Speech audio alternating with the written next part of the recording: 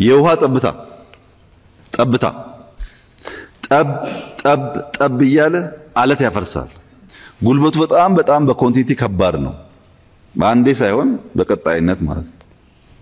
እንደዚህ አይነት ወሰብሰብ ያለ ነገር ያለው የህይወታችን አካል የሆነ ቸል ልንለው የማንችል ብንለውም ኤግዚስተንሳችን ጥያቄ ውስጥ የሚገባ ነገር አይ ግድ የለም ውሃ ሊባል አይችልም። እኛ ውሃ ነን። የዕለት እንቅስቃሴያችን ውሃ ነው። ስለ ውሃ ያለን ግንዛቤ ከፍተኛ ካልሆነና ኔቸርን ተገንዝበን ደግሞ ካልሄድን ጦስ ያመጣል። ወደፊት ደግሞ የዓለም ዋናው የጭቅጭቅ የኢንተርኔት የሀብት ምንጭ ውሃ ይሆናል።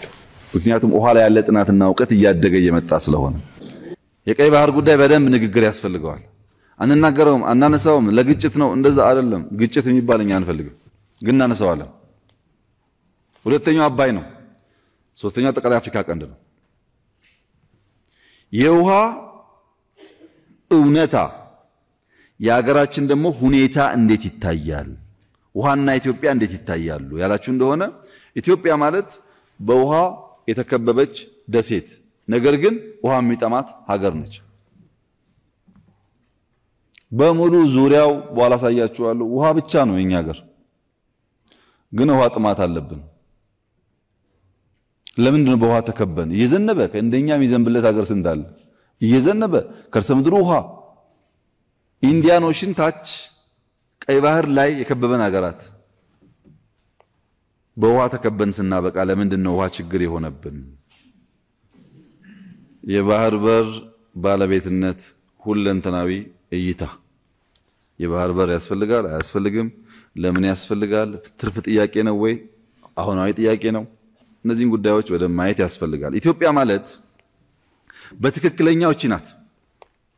ይሄ ቀይ ባህር ይታያችኋል፣ እዚህ ጋር ከርሰው ይታያል። ይሄ ቀይ ባህር ነው። ይሄ ደግሞ አባይ ነው። ኢትዮጵያ ማለት እዚህ ውስጥ ነው ያለችው። ይሄኛው ውሃ ይመለከትሻል፣ ይሄኛው ውሃ አይመለከትሽም ብትላት አይሰራም። ኔቸር እንደዛ አይልም። ከኢትዮጵያ ጋር እዚህ ጋር ኤርትራ አለች። በዚህኛውም ያገባታል፣ በዚህኛውም ያገባታል። እዚህ ጋር ሱዳን አለች። በዚህኛውም ያገባታል፣ በዚህኛውም ያገባታል። እዚህ ጋር ግብጽ አለች። በዚህኛውም ያገባታል፣ በዚህኛውም ያገባታል። ለምሳሌ እኔ የማንም ሀገር ትልቅ ሀገር የሚባል ሰው ቢደውልኝ ወይ ቢያገኘኝ ኢትዮጵያና እኛ አብረን በጋራ መስራት ይገባናል ምናምን ካለ በኋላ የአባይ ጉዳይ ግን ይለኛል። አባይ እኮ እኛ ድንበር ውስጥ በእኛ ገንዘብ የሰው ውሃ ሳነካ ማንም አይሰማኝም። አባይማ እናንተ ብቻ አይደለም፣ ግብጾች፣ ሱዳኖች ህልውናቸው ነው። ሁሉም ሰው የሚናገረው ይሄን በቃ ምንም ታቡ አይደለም። ኢትዮጵያ ውስጥ ግን በጣም የሚያሳዝነኝና የሚያመኝ ነገር የቀይ ባህርን ጉዳይ በፓርላማ አባላት ደረጃ እንኳን ሐሳብ መወያየት እንደ ነውር እናስባለን። ያንተን አባይ ያንተን ህዳሴ ከነገንዘብህ ከነምናምንህ በየትኛውም አጀንዳ ላይ ሰው እንደፈለገው እየተነጋገረ አንተ ግን ቀይ ባህርን የሚያክል ነገር እንደ አይዲያ መነጋገር ለምን ታቡ ይሆንብሃል? አትውሰደው ይቅር፣ ግን ለምን አነጋገርበትም? ይጠቅማል አይጠቅምም? ከመጣም እንደሚያስከትለው ማያስከትለው ለመነጋገር እንዴት እናፍራለን? ቀይ ባህርና አባይ ኢትዮጵያን የሚበይኑ ከኢትዮጵያ የተቆራኙ ለኢትዮጵያ እድገትና ጥፋት መሰረት ናቸው። ጥቅሙ ግን ምን ይሁን? ልክ አሁን ህዳሴ ላይ እንደምንደራደረው መደራደር እንችላለን። ችግር የለውም። ድርድር ማለት አትጠቀምበት ማለት ካልሆነ በስተቀር ችግር የለውም።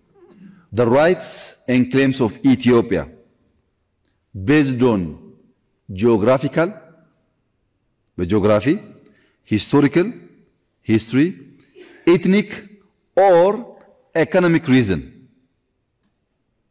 including in particular Ethiopia's legitimate need for adequate access to sea የሚል ዩኤን ቻርተር ላይ አለ። በታሪክ በጂኦግራፊ በኢኮኖሚ በዘር ደግሞ በኋላ አፋር ሶማሌ እናያለን። በዚህ ውስጥ ኢትዮጵያ ሌጂቲሜት ጥያቄ አላት የሚል ስምምነት ነበር።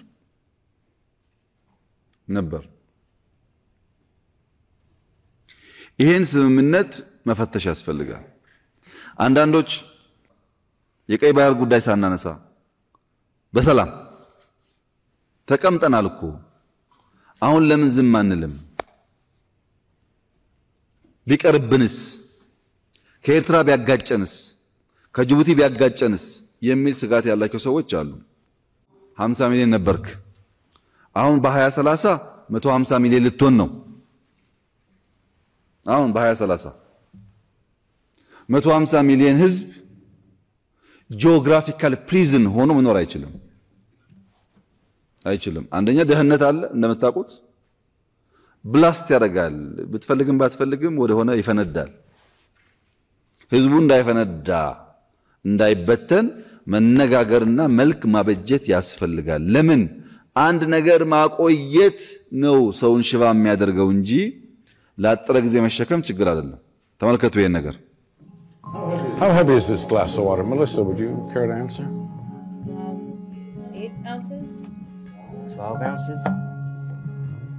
ምንድነው ይሄ ሰውዬ እያለ ያለ? ምን ያህል ይከብዳል ብሎ ጠየቀ ተማሪዎች። ገመቱ 3 ግራም 5 ግራም 20 ግራም ብሎ ገመቱ። ዋናው ጉዳይ እሱ አይደለም። ይሄንን ውሃ አንድ ደቂቃ ብትሸከመው ምንም ችግር የለም፣ ይሄው ሸከመዋል። ግን አንድ ሰዓት ተሸከመው ብትለኝ እቺ ውሃ እቺ ክብደት የደከመችኝ ትሄዳለች። አንድ ቀን ሙሉ ብትለኝስ እጄ ይደነዝዛል፣ መያዝ ያቅተዋል፣ ነምነስ ይመጣል ማለት ነው። አንድ ነገር ለ30 ዓመት ብትይዘው ይደካክም ይሆናል። ለ60 ከሆነ ግን ይደነዝዛል፣ እጅ መሸከም አይችልም። እና ምን እናርግ?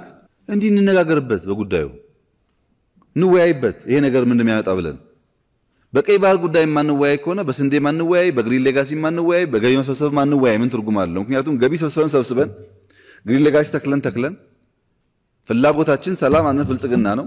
በቀይ ባህር ምክንያት የምናጣው ከሆነ ዋጋ የለውም። እንወያይበት።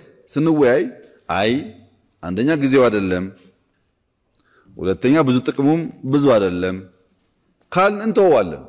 መነጋገር ግን ለምን እንፈራለን ነው። መወያየት ለምን እንፈራለን? ምክንያቱም በአባይ ጉዳይ ማንንም ፈርቶን አያውቅም። ማንም እዚህ ጋር ተከዜ ኤርትራን፣ እዚህ ጋር ጣና ሱዳንና ግብፅን፣ እዚህ ጋር ባሮ ይኸው ባሮን ተመልከቱ። ጋምቤላ ጋር ነው ተነሳ፣ ወዲያው ሄደ። ባሮ ጋምቤላ ውስጥ እንኳን ቢዞር ስንት ቦታ ያለማል። ግን ተፈጠረ፣ ሄደ ሳውት ሱዳን። እዚህ ጋር ኦሞ አለ። ኦሞ በዚህ ጋር መጥቶ ኬንያ ይገባል። እዚህ ጋር ገናሌ ዳዋ ከዚህ ይመጣል ሶማሊያ ይሄዳል። ዋቢ ሸበሌ ከዚህ ይመጣል ሶማሊያ ይሄዳል። ማን ነው ከኢትዮጵያ ውሃ የማይወስድ? ከጎረቤቶቿ የማይወስድ ማን ነው? ጅቡቲ መውሰድ አለባት ብለን ፓይፕ ዘርግተን ኤሌክትሪክ ከፍለን ውሃ ሰጠናት። ኤርትራ ተከዜ አላት፣ ሱዳን ተከዜና ናይል አላት፣ ሳውት ሱዳን ባሮ አላት፣ ኬንያ ኦሞ አላት፣ ሶማሊያ ዋቢ ሸበሌ አላት፣ ገናሌ ዳዋ አላት። እኛ ያልሰጠነው ጎረቤት ማን ነው? ያውም የሚጠጣ ፍሬሽ ውሃ ተቀባይ ብቻ ብንሆን ችግር የለውም። አንድ ሀገር ለኢትዮጵያ 1 ሊትር ውሃ ፍሬሽ ውሃ የሚሰጥ ሀገር የለም። ሁሉም ተቀባይ ነው። ይገባቸዋል። አሁንም በደንብ አብዝተን ሰጣቸዋለን። ግን የእናንተን እንካፈል የኛ እንዳትጠይቁ ማለት ግን ትክክል አይደለም። አብረን መኖር ካሰብን፣ ሰላም ካሰብን ከኛም ከነሱም ሚዛኑን በጠበቀ መንገድ እየተጋራ መኖር አለብን እንጂ የኛ ሲሆን ችግር የሌለው የሚወሰድ ከዚያ ሲሆን ግን የማይጠየቅ ከሆነ ፌርነስ የለም፣ ጀስት የለም። ጀስት ደግሞ ከሌለ የጊዜ ጉዳይ ነው፣ ያጣላል።